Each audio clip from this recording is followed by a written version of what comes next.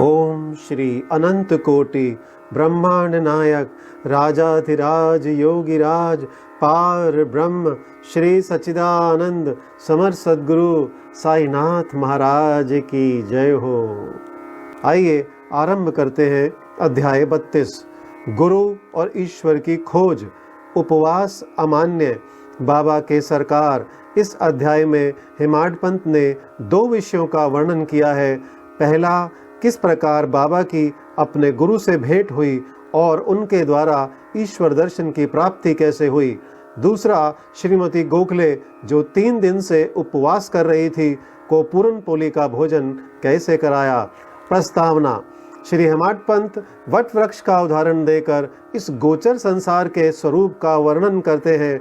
गीता के अनुसार वट वृक्ष की जड़ें ऊपर और शाखाएं नीचे को चारों ओर फैली हुई हैं। उधर्व मूल मध शाखम, गीता 15वां अध्याय श्लोक 1। इस वृक्ष के गुण, पोषक और अंकुर इंद्रियों के भोग्य पदार्थ हैं। जड़ें जिनका कारणीभूत कर्म है वे सृष्टि के मानवों की ओर फैली हुई हैं। इस वृक्ष की रचना बड़ी ही विचित्र है। ना तो इसके आकार, उद्गम और अंत का ही भान होता है और ना ही इसके आधार का। इस कठोर जड़ वाले संसार रूपी वृक्ष को नष्ट करने के हेतु किसी बाह्य मार्ग का अवलंबन करना अत्यंत आवश्यक है, ताकि इस आसार संसार में आवागमन से मुक्ति प्राप्त हो। इस पथ पर अग्रसर होने के लिए किसी योग्य दिग्दर्शक गुरु की नितांत आवश्यकता है। चाहे कोई कितना ही विद्वान अथवा वेद और वेदांत में पारंगत क्यों ना हो, वह अपने निर्दिष्ट स्थान पर नहीं पहुंच सकता जब तक कि उसकी सहायतार्थ कोई योग्य पथ प्रदर्शक ना मिल जाए, जिसके पदचिन्हों का अनुसरण करने से ही मार्ग में मिलने वाले घवरों, खंदकों तथा हिंसक प्राणियों के भय से मुक्त हुआ जा सकता है। और इस विधि से ही संसार यात्रा सुगम तथा कुशलता पूर्वक पूर्ण हो सकती है। इस विषय में बाबा का अनुभव जो उन्होंने स्वयं बतलाया वास्तव में आश्चर्यजनक है। यदि हम उसका ध्यानपूर्वक अनुसरण करें तो हमें निश्चय ही श्रद्धा, भक्ति और मुक्ति प्राप्त होगी। अन्वेषण, एक समय हम 4 सहयोगी मिलकर धार्मिक एवं अन्य पुस्तकों का अध्ययन कर रहे थे। इस प्रकार प्रबुद्ध होकर हम लोग ब्रह्म के मूल स्वरूप पर विचार करने लगे। एक ने कहा कि हमें स्वयं की ही जागृति करनी चाहिए, दूसरों पर निर्भर रहना हमें उचित नहीं। इस पर दूसरे ने कहा कि जिसने मनोनिग्रह कर लिया है वह धन्य है। हमें अपने संकीर्ण विचारों व भावनाओं से मुक्त होना चाहिए, क्योंकि इस संसार में हमारे अतिरिक्त और कुछ भी नहीं है। तीसरे ने कहा कि यह संसार सदैव परिवर्तनशील है, केवल निराकार ही शाश्वत है, अतः हमें सत्य और असत्य में विवेक करना चाहिए। तब चौथे यानी स्वयं बाबा ने कहा कि केवल पुस्तकीय ज्ञान से कोई लाभ नहीं, हमें तो अपना कर्तव्य करते रहना चाहिए। दृढ़ विश्वास और पूर्ण निष्ठा पूर्वक हमें अपना तन, मन, धन और पंच प्राणादि सर्वव्यापक गुरुदेव को अर्पण कर देने चाहिए। गुरु भगवान है, सबका पालनहार है। इस प्रकार वाद विवाद के उपरांत हम चारों सहयोगी वन में ईश्वर की खोज पर निकले। हम 4 विद्वान बिना किसी से सहायता लिए केवल अपनी स्वतंत्र बुद्धि से ही ईश्वर की खोज करना चाहते थे। मार्ग में हमें एक बंजारा मिला, जिसने हम लोगों से पूछा कि हे सज्जनों, इतनी धूप में आप लोग किस ओर प्रस्थान कर रहे हैं। प्रत्युत्तर में हम लोगों ने कहा कि वन की ओर। उसने पुनः पूछा, कृपया यह तो बतलाइए कि वन की ओर जाने का उद्देश्य क्या है। हम लोगों ने उसे टालमटोल वाला उत्तर दे दिया। हम लोगों को निरुद्देश्य सघन भयानक जंगलों में भटकते देखकर उसे दया आ गई। तब उसने अति विनम्र होकर हम लोगों से निवेदन किया कि आप अपनी गुप्त खोज का हेतु चाहे मुझे ना बतलाएं, किंतु मैं प्रत्यक्ष देख रहा हूँ कि मध्याह्न के प्रचंड मार्तंड की तीव्र किरणों की उष्णता से आप लोग अधिक कष्ट पा रहे हैं। कृपया यहाँ पर कुछ क्षण विश्राम कर जलपान कर लीजिए। आप लोगों को सुहृदय तथा नम्र होना चाहिए।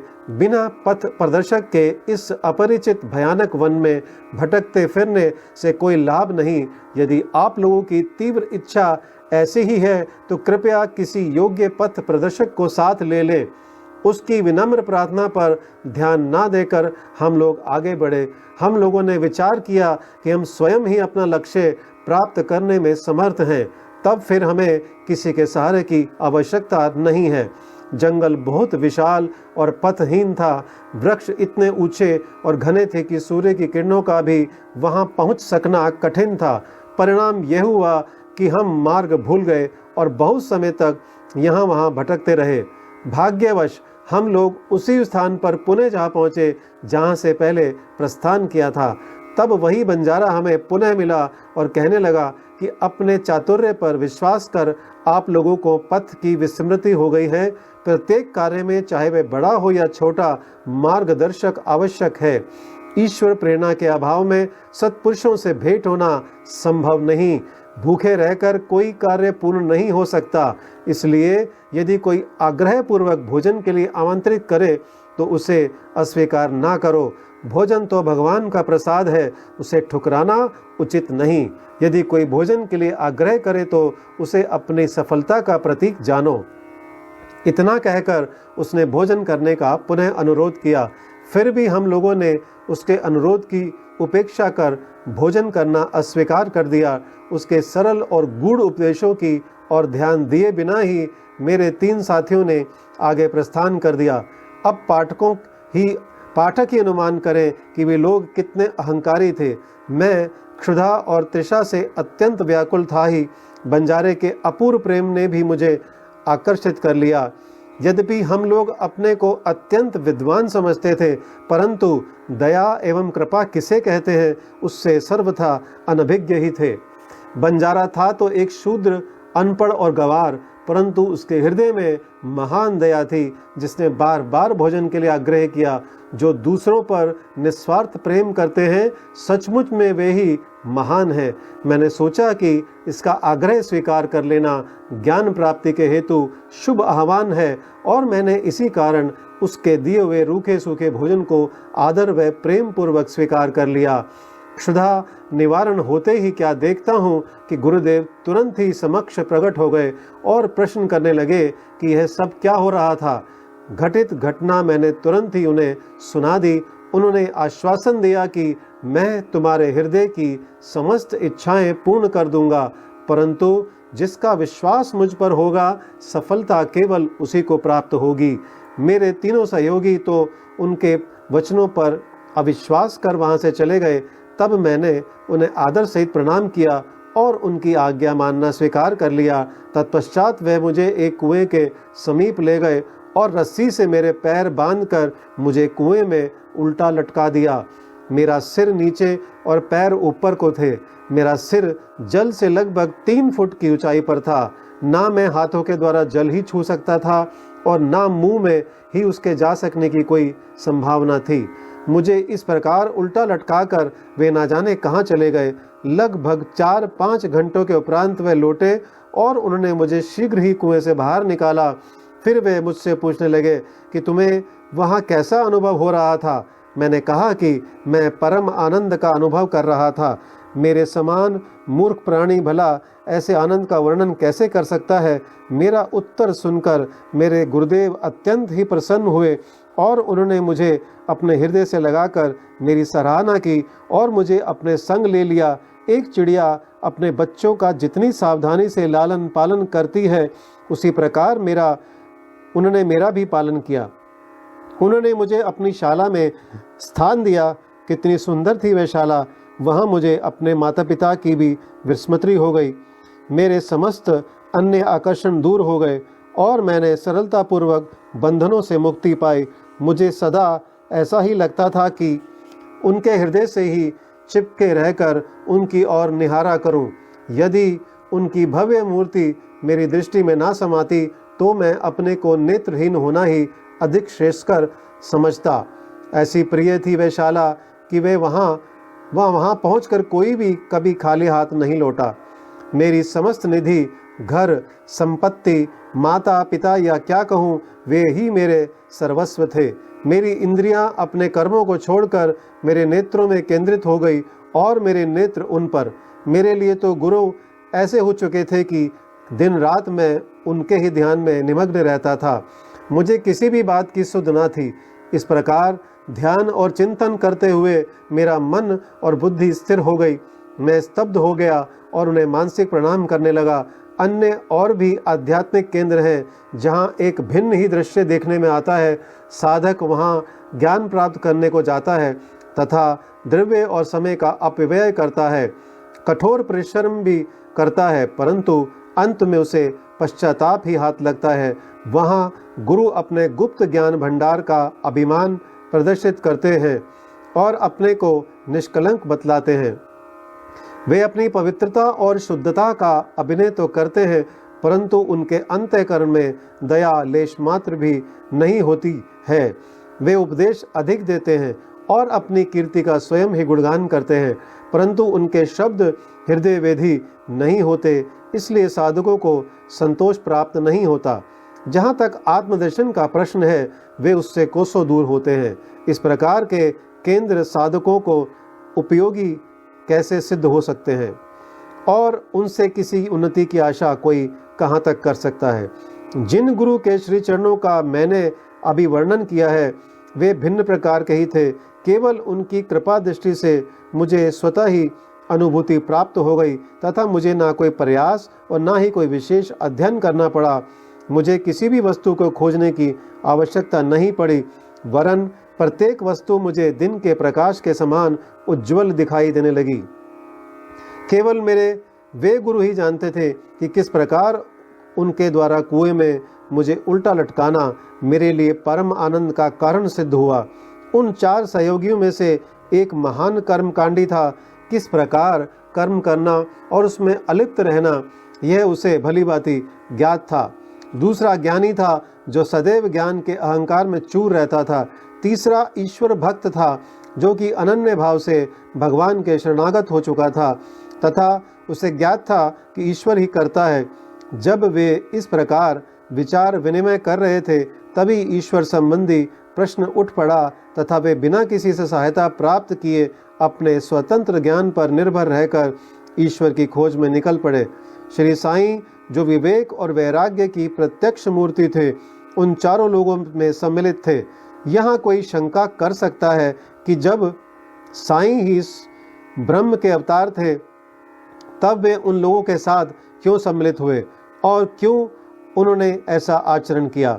स्वयं अवतार होते हुए भी और यह दृढ़ धारणा कर कि अन्न ही ब्रह्म है, उन्होंने एक शूद्र बंजारे के भोजन को सहज स्वीकार कर लिया तथा बंजारे के भोजन के आग्रह की उपेक्षा करने और बिना गुरु के ज्ञान प्राप्त करने वालों की क्या दशा होती है, इसका उनके समक्ष एक उदाहरण प्रस्तुत किया। श्रुति तैत्तिरीय उपनिषद का कथन है कि हमें माता पिता तथा गुरु का आदर सहित पूजन कर धार्मिक ग्रंथों का अध्ययन करना चाहिए। ये चित्त शुद्धि के मार्ग है और जब तक चित्त की शुद्धि नहीं होती, तब तक आत्मानुभूति की आशा व्यर्थ है। आत्मा इंद्रियों, मन और बुद्धि के परे है। इस विषय में ज्ञान और तर्क हमारी कोई सहायता नहीं कर सकते। केवल गुरु की कृपा से ही सब कुछ संभव है। धर्म, अर्थ और काम की प्राप्ति अपने प्रयत्न से हो सकती है, परंतु मोक्ष की प्राप्ति तो केवल गुरु कृपा से ही संभव है। श्री साईं के दरबार में तरह तरह के लोगों का दर्शन होता था। देखो, ज्योतिषी लोग आ रहे हैं और भविष्य का बखान कर रहे हैं। दूसरी ओर राजकुमार, श्रीमान, संपन्न और निर्धन, सन्यासी, योगी और गवैये दर्शनार्थ चले आ रहे हैं। यहाँ तक कि एक अतिशूद्र भी दरबार में आता है और प्रणाम करने के पश्चात कहता है कि साईं ही मेरे माँ या बाप हैं और वे जन्म मृत्यु के चक्र से मेरा छुटकारा कर देंगे। और भी अनेकों तमाशा करने वाले, कीर्तन करने वाले, अंधे, पंगु, नाथपंथी, नर्तक व अन्य मनोरंजन करने वाले दरबार में आते थे, जहां उनका उचित मान किया जाता था। और इसी प्रकार उपयुक्त समय पर यह बंजारा भी प्रकट हुआ और जो अभिनय उसे सौंपा गया था, उसने उसको पूर्ण किया। हमारे विचार से कुएं में 4 से 5 घंटे उल्टे लटके रहना, इसे सामान्य घटना नहीं समझना चाहिए, क्योंकि ऐसा कोई बिरला ही होगा जो इस प्रकार इतने अधिक समय तक रस्सी से लटकाए जाने पर कष्ट का अनुभव ना कर परम आनंद का अनुभव करे। इसके विपरीत उसे पीड़ा होने की ही संभावना अधिक है। ऐसा प्रतीत होता है कि समाधि अवस्था का ही यहाँ चित्रण किया गया है। आनंद 2 प्रकार के होते हैं, प्रथम ऐन्द्रिक और द्वितीय आध्यात्मिक। ईश्वर ने हमारी इंद्रियों व तन मन की प्रवृत्तियों की रचना बाह्यमुखी की है, और जब वे इंद्रियां और मन अपने विषय पदार्थों में संलग्न होती हैं, तब हमें इंद्रिय चैतन्यता प्राप्त होती है, जिसके फलस्वरूप हमें सुख या दुख का पृथक या दोनों का सम्मिलित अनुभव होता है, ना कि परम आनंद का। जब इंद्रियों और मन को उनके विषय पदार्थों से हटाकर अंतर्मुख कर आत्मा पर केंद्रित किया जाता है, तब हमें आध्यात्मिक बोध होता है, और उस समय के आनंद का मुख से वर्णन नहीं किया जा सकता। मैं परम आनंद में था तथा उस समय का वर्णन मैं कैसे कर सकता हूँ। इन शब्दों से ध्वनित होता है कि गुरु ने उन्हें समाधि अवस्था में रखकर चंचल इंद्रियों और मन रूपी जल से दूर रखा। आइए अब पढ़ते हैं उपवास और श्रीमती गोखले। बाबा ने स्वयं कभी उपवास नहीं किया, ना ही उन्होंने दूसरों को करने दिया। उपवास करने वालों का मन कभी शांत नहीं रहता, तब उन्हें परमार्थ की प्राप्ति कैसे संभव है। प्रथम आत्मा की तृप्ति होना आवश्यक है। भूखे रहकर ईश्वर की प्राप्ति नहीं हो सकती। यदि शरीर में कुछ अन्न की ऊर्जा ना हो तो हम कौन सी आंख से ईश्वर को देखेंगे, किस जिह्वा से उनकी महानता का वर्णन करेंगे और किन कानों से उसका श्रवण करेंगे। सारांश यह है कि जब समस्त इंद्रियों को यथेष्ट खुराक व शांति मिलती है तथा जब वे बलिष्ठ रहती हैं, तब ही हम भक्ति और ईश्वर प्राप्ति की अन्य साधनाएं कर सकते हैं। इसलिए ना तो हमें उपवास करना चाहिए और ना ही अधिक भोजन में संयम रखना शरीर और मन दोनों के लिए उत्तम है। श्रीमती काशीबाई कानिटकर श्री साईं बाबा की एक भक्त से परिचय पत्र लेकर श्रीमती गोखले दादा केलकर के पास शिरडी आई। वे यह दृढ़ निश्चय करके आई थी कि बाबा के श्री चरणों में बैठकर 3 दिन उपवास करूंगी। उनके शिरडी पहुंचने के 1 दिन पूर्व ही बाबा ने दादा केलकर से कहा कि मैं शिमगा होली के दिनों में अपने बच्चों को भूखा नहीं दे सकता हूं। यदि उन्हें भूखे रहना पड़ा तो मेरे यहाँ होने का लाभ ही क्या है। दूसरे दिन जब वह महिला दादा केलकर के साथ मस्जिद में जाकर बाबा के चरण कमलों के समीप बैठी तो तुरंत बाबा ने कहा, उपवास की आवश्यकता क्या है। दादा भट्ट के घर जाकर पूरन पोली तैयार करो, अपने बच्चों को खिलाओ और स्वयं खाओ। वे होली के दिन थे और इस समय श्रीमती केलकर मासिक धर्म से थी। दादा भट्ट के घर में रसोई बनाने के लिए कोई ना था और इसलिए बाबा की युक्ति बड़ी सामयिक थी। श्रीमती गोखले ने दादा भट्ट के घर जाकर भोजन तैयार किया और दूसरों को भोजन कराकर स्वयं भी खाया। कितनी सुंदर कथा है और कितनी सुंदर उसकी शिक्षा। बाबा के सरकार। बाबा ने अपने बचपन की एक कहानी का इस प्रकार वर्णन किया, जब मैं छोटा था तब जीविका उपार्जनार्थ मैं बीड़ गांव आया। वहां मुझे जरी का काम मिल गया और मैं पूर्ण लगन व उम्मीद से अपना काम करने लगा। मेरा काम देखकर सेठ बहुत ही प्रसन्न हुआ। मेरे साथ 3 लड़के और भी काम करते थे। पहले का काम 50 रुपए का, दूसरे का 100 रुपए का और तीसरे का 150 रुपए का हुआ। मेरा काम उन तीनों से दुगना हो गया। मेरी निपुणता देखकर सेठ बहुत ही प्रसन्न हुआ। वह मुझे अधिक चाहता था और मेरी प्रशंसा भी करता रहता था।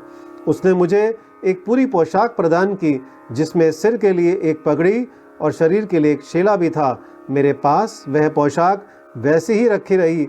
मैंने सोचा कि जो कुछ मनुष्य निर्मित है वह नाशवान और अपूर्ण है, परंतु जो कुछ मेरे सरकार द्वारा प्राप्त होगा वही अंत तक रहेगा। किसी भी मनुष्य के उपहार की उससे समानता संभव नहीं है। मेरे सरकार कहते हैं, ले जाओ। लोग मेरे पास आकर कहते हैं, मुझे दो, मुझे दो, परंतु जो कुछ मैं कहता हूँ उसके अर्थ पर कोई ध्यान देने का प्रयत्न नहीं करता। मेरे सरकार का खजाना आध्यात्मिक भंडार भरपूर है और वह बह रहा है। मैं तो कहता हूँ कि खोद कर गाड़ी में भर कर ले जाओ। जो सच्ची माँ का लाल होगा उसे स्वयं ही भरना चाहिए। मेरे फ़कीर की कला, मेरे भगवान की लीला और मेरे सरकार का बर्ताव सर्वथा अद्वितीय है। मेरा क्या, यह शरीर मिट्टी में मिलकर सारे भूमंडल में व्याप्त हो जाएगा तथा फिर यह अवसर कभी प्राप्त न होगा। मैं चाहे कहीं जाता हूँ या कहीं बैठता हूँ, परंतु माया फिर भी मुझे कष्ट पहुँचाती है। इतना होने पर भी मैं अपने भक्तों के कल्याणार्थ सदैव उत्सुक ही रहता हूँ। जो कुछ भी कोई करता है, एक दिन उसका फल उसको अवश्य प्राप्त होगा, और जो मेरे इन वचनों को याद रखेगा उसे मौलिक आनंद की प्राप्ति होगी। श्री सद्गुरु साईनाथ परणमस्तु। शुभम भवतु। ओम साई राम।